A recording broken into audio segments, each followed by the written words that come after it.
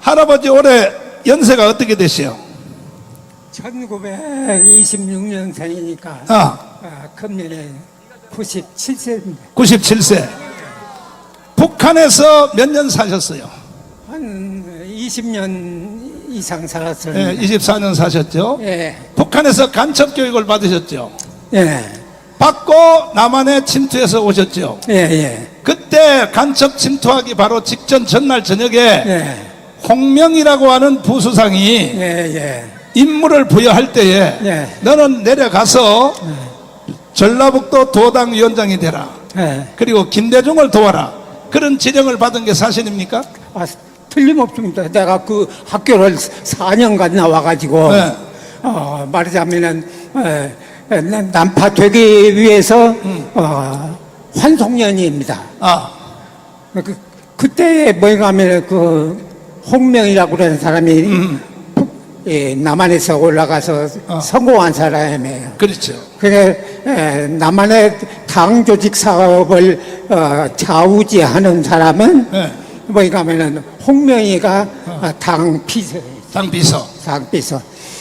그리고 내각에서는 부수상이었고, 그게 그 사람이 나를 내리보냈을 적에 전날 저녁에 네.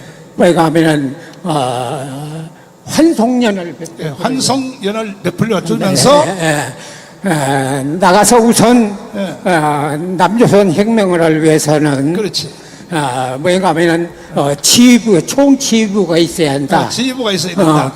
그것을 뭐 노골적으로 전라북도 오고 전라남도를 과거 이조 시대의 현감 현감항이 그렇지, 아니라 그렇지. 무슨 도를 전라남북도를 가지고 네. 있었거든요. 네. 그래서 전라남북도를 남조선 적과 통일을 위해서는 혁명 기지로 만들라. 혁명 기지로 만들라. 혁명 기지, 네. 기지를 만들어라. 그러기 위해서는 당신은 조선노동당 중앙위원회 위임에 의해서 전라북도 도당위원장으로 임명한다. 이렇게 해서 임명을 받고 반드시 전라북 남북도를 혁명 사령부로 만들 때 그러면 여러분 시방 전라북도 한번 내가 이 얘기 하나도 안 할 수 있지 않아요. 시방 어떻게 됐어요?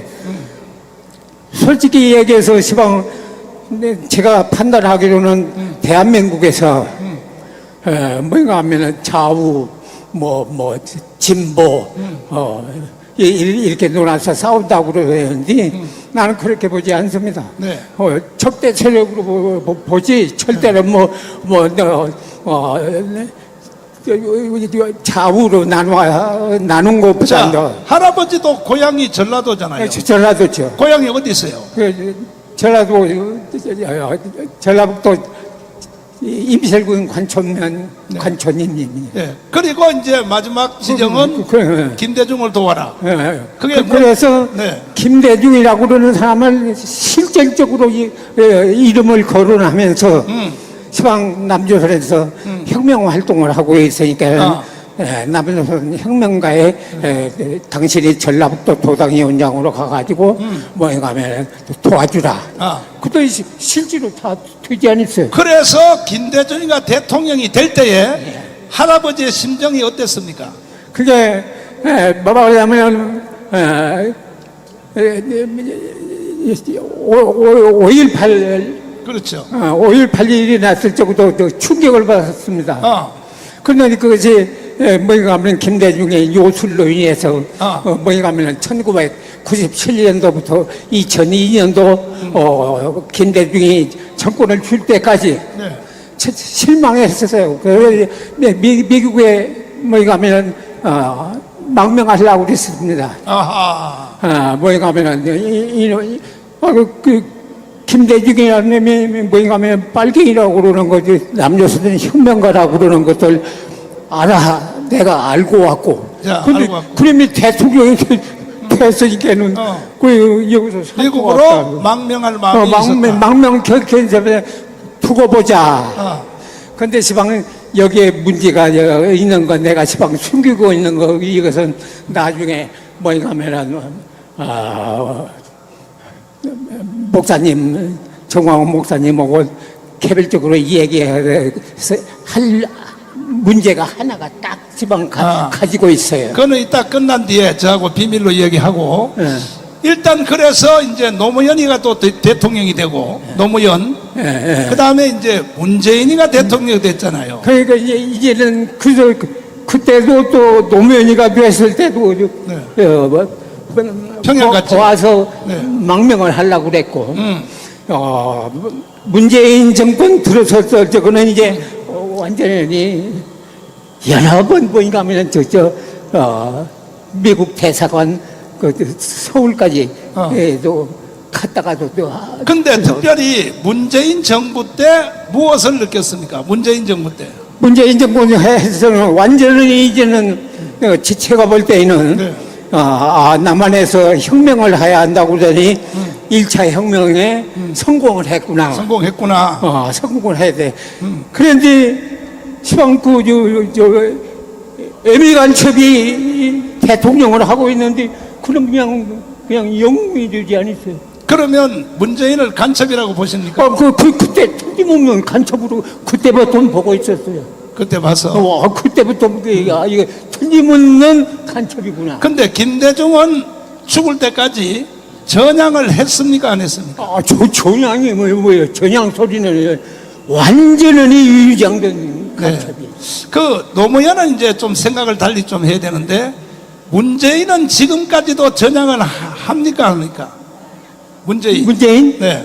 그건 절대로 완전히 위장된 간첩이기 때문에 네. 할 필요가 없어요. 할 필요가 없다. 할 필요가 없습니다. 자, 우리 할아버지가 전라북도 우리 전주에서 저하고 한 잠깐 인터뷰가 있는데 이 인터뷰를 먼저 영상을 한번 보시고 대화를 잠깐만 더 이어가겠습니다.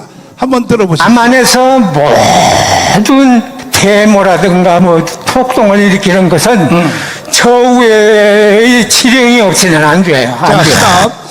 남한에서 하는 모든 폭동, 시위, 데모 이 모든 것은 저 위에의 지시 없이는 절대 안 된다. 저 위에가 어디입니까? 저 위에가 어디예요? 저 위에는 말하자면 남으로 봤을 적에는 북한. 적대국이지. 그러면 예를 들어서 미순이, 효순이 마이크를 바짝 대고 있어.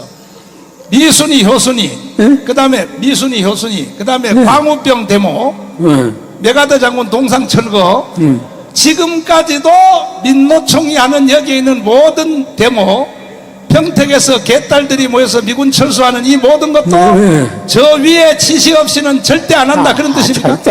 절대 안 한다. 처음에 1945년도 박은영이가 와가지고 공산당을 만들어 놨어. 저게 46년도에 내가 6월 25일 날 조선공산당에 들은 사람이에요.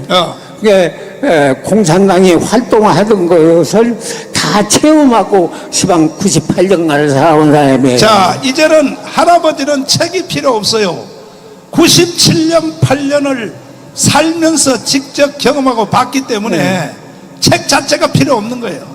할아버지 자체가 살아있는 책이야. 자, 그러면 김대중은 전향한 적이 있다 없다? 없다? 죽을 때까지. 죽을 때까지 남조선 혁명가인데. 혁명가인데.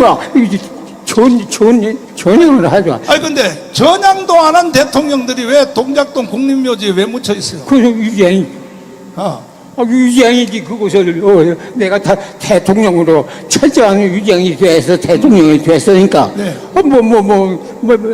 그 위장할 필요도 없다. 자, 그 다음에 지금도 매주마다 강화문에서 나와서 민노총, 정교조 아시죠? 그 세력들이 와서 매일 데모하고 하는데 여기도 와 있어요. 여기도 와 있어요. 저 뒤에 이 사람들도 다 북한에서 조정한다는 사실을 할아버지 증인을 뒷받침하는 사실이 뭐냐 하면 윤석열 대통령이 대통령 되고 나니까 국정원에서 북한의 간첩들에게 남한 간첩들에게 지시하는 그 지시문이 지금 하나하나씩 공개가 되고 있는데 그 신문들 내가 다 보고 있어요. 그러니까 할아버지 하는 말이 딱 그거 맞더라고요. 그거 다 알고 있는 거 뭐. 그렇죠. 그러니까 뭐 평택에서 하는 개딸들의 모든 일들 모든 전체가 북한으로부터 지령이 내려오는 것이 국정원을 통하여 지금 확인되고 있는데 그러니까 할아버지 증언은 반드시 맞는 증언이라고 보입니다. 틀림없죠. 그러니까 말하자면은 1945년도 해방돼 가지고 조선공산당을 네. 박근혜가 만들었어요. 네. 만들어 가지고 46년도에 사건이 일어나 가지고 북에서 그림이 도망질을 해 가지고 북으로 가빠졌어. 네.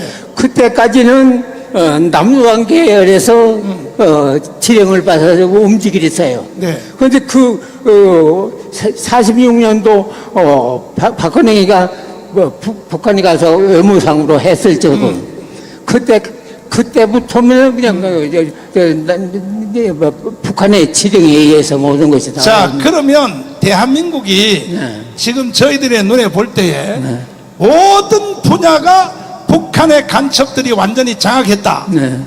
정치가들, 그 다음에 언론, 그 다음에 무슨 군대, 전체 시민단체 할 것 없이 북한의 간첩이 완전히 대한민국을 장악했다. 네. 이렇게 보이는데 할아버지는 어떻게 생각하십니까? 뭐인가 하면은 정광훈 목사님이 네. 연설할 때마다 충격을 받았어요. 아하. 어떻게 저렇게 잘 아시냐. 북한서 간첩 교육도 안 받았는데 어떻게 저렇게 잘할까? 저렇게 잘 아느냐. 아. 그래서 내가 정광훈 목사님을 애국투사로 모시고 내가 오늘 이 연단에도 나온 거지. 네. 저는요 성령님이 다 가르쳐줘. 성령님이. 그래서 저는 그렇게 생각했어요. 네. 역시 하나님의 전도사야. 아하. 하나님께서 주신 지령에 의해서 말하자면 움직이니까 그건 틀림없는 거예요. 근데 문제는 지금 대한민국이 간첩들이 완전히 장악하고 있는데 이 사실을 이제 정확히 아신 분이 윤석열 대통령이 알기 시작했어요. 반드시 반국가 세력을 처단하겠다는 것입니다. 그런데 문제는 네. 대한민국 일반 국민들이 그것을 지금 모르고 있단 말이에요. 모르죠. 전혀 모르. 근데 여러분, 이승만 대통령부터 1대 대통령부터 11대 대통령까지를 현실을 전부 복구하고 98년간을 다 통치형대를 다 알고 있고 이승만 대통령이 어떻게 해서 뭐인가 하면 하와이로 가는가. 그 다음에 박정희 대통령 그 시방 몰라요. 김재비가 죽였다고 보죠. 난 그렇게 보지 않아요. 저 위에 지령에서 틀림없이 암살된 곳이. 그러면 마지막으로 이런 상태로 국민들이 정신을 못 차리고 있으면 이 대한민국의 앞날은 북한으로 넘어가는 적화 통일이 될 것 같아요. 대한민국이 이길 것 같아요. 어떻게 생각해요? 여러분, 나는 97년간을 대통령이 11명이 죽고 살고 진역 살고 하는 것을 다 체험을 하고 하는데 뭐인가 하면 말을 못할 정도예요. 말을 못할 정도. 뭐인가 하면 일반 사람하고 통일될 뭐 하면 엉뚱한 소리. 그 엉뚱한 소리 얘기해가지고 이런 사람들이 어떻게서 뭐인가 하면 남한을 지켜줄 수가 있겠는가. 나 참말로 걱정이 태산이야. 걱정이. 자, 이제 앞으로 우리 할아버지 말씀은 너하라 TV에서 계속 대담을 할 테니 잘 들어주시고 연세도 많으시고 97세신데도 이 더운 날씨에 정말로 대한민국이 해체되고 북한 연방제로 가는 것을 볼 수 없어서 저 전라도에서 뜨거운 날씨에 여기까지 오셨습니다. 우리 할아버지에게 뜨거운 박수 한번 하겠습니다.